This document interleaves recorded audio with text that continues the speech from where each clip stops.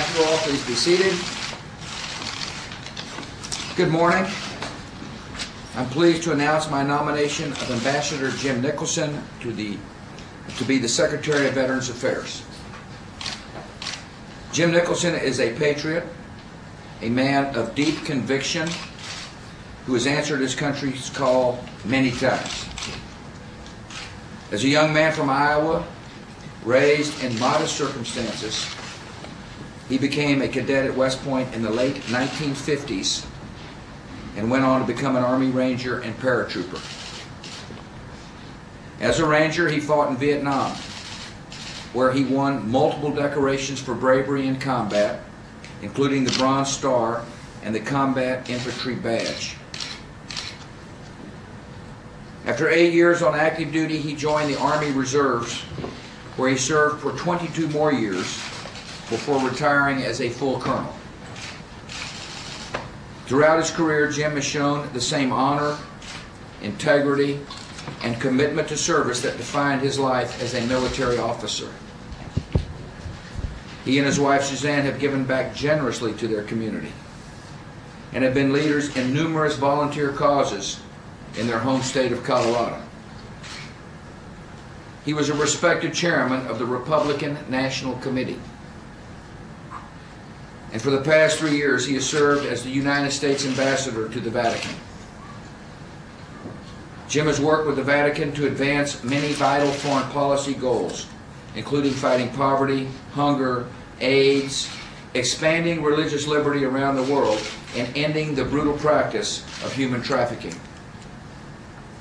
I'm grateful to Jim for his superb work as our ambassador, and I now have asked him to accept a new assignment to serve his country and his fellow veterans. As Secretary of Veterans Affairs, he will lead a department of more than 230,000 employees, responsible for ensuring that our nation's veterans receive the health care and other benefits our country has promised them. 25 million Americans are military veterans who stepped forward to serve when the nation needed them. The nation owes them in return a VA that is dedicated to effective, prompt attention to their needs. That has been a commitment of my administration for the last 4 years, and it will remain a commitment for the next 4 years. When confirmed by the Senate, Jim Nicholson will succeed Tony Principi, who has been a fine member of my cabinet. Secretary Presidency is a man who insists on results, and he has gotten results. Thanks to his leadership, veterans and their families have seen many improvements in VA services. They're receiving better care, and their claims are processed more quickly. Tony Principi has made it the department's highest priority to assist veterans with service-related disabilities, low incomes, and other special needs. He's also launched a program to help homeless veterans find permanent housing. In all his work as Secretary of Veterans Affairs, Tony Principi has shown himself to be an outstanding executive, a friend to his fellow veterans, and a good-hearted man.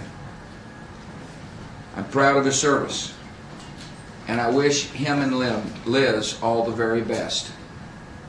Jim Nicholson will build on Tony Principi's achievements in continuing to modernize the VA, especially the VA healthcare system.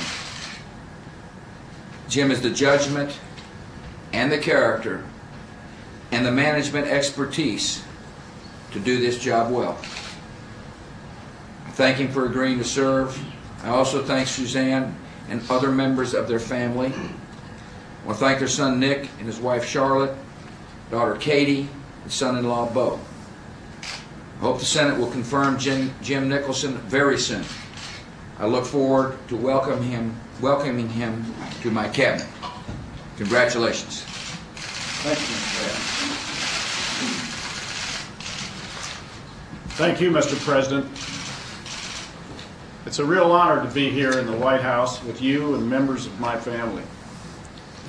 I'm joined here today, as the President said, by my wonderful wife of 37 years, Suzanne, and by her son Nick, and his wife Charlotte, our daughter Katie, her husband Bo. Our son RJ is unable to be with us today. Mr. President, I am grateful to have represented our country at the Vatican, and we will really miss Rome and our wonderful team at the U.S. Embassy to the Holy See. If confirmed by the Senate, it would be a singular honor for me to serve in your cabinet as Secretary of the Department of Veterans Affairs. At times like this, one tends to ponder their past. And when I think of growing up dirt poor in a tenant house without plumbing and sometimes without food, I marvel at America. A boy from Struble, Iowa may serve in the President's cabinet. How could this happen? For me, it is because of the opportunities that my country gave me as a cadet at West Point and as a soldier. These experiences have defined my life, shaped my abilities, and my desire to serve. Mr. President, you are giving me yet another wonderful chance to serve my country and a very special group of countrymen and countrywomen, our veterans. As you have said, there are now more than 25 million veterans, and 3/4 of them have served during wars or hostilities. In addition, many of tomorrow's veterans are bravely defending America's freedom today in uniform abroad. All of our nation's veterans, present and future, deserve strong leadership at the Department of Veterans Affairs. The department has had such a leader in Secretary Tony Principi. I look forward to building upon his fine record, and I appreciate his experienced counsel and his continued friendship. Our military is the pride of our country.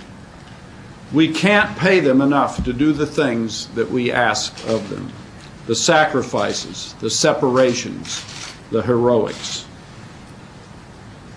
They answer the call for one reason: their country needs them.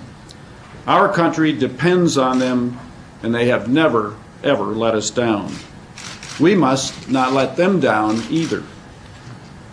President George Washington spoke of our obligations to the veterans of the Revolutionary War as more of a common debt. He said, "It is a debt of honor." I know you feel the same way, Mr. President. You have made the health and well-being of our veterans an important priority of your administration. I will proudly join you in keeping those commitments, should I be confirmed. I am eager for the work ahead, and I am grateful for the confidence. Thank you very much, Mr. President. Good job, man. Congratulations. I appreciate it.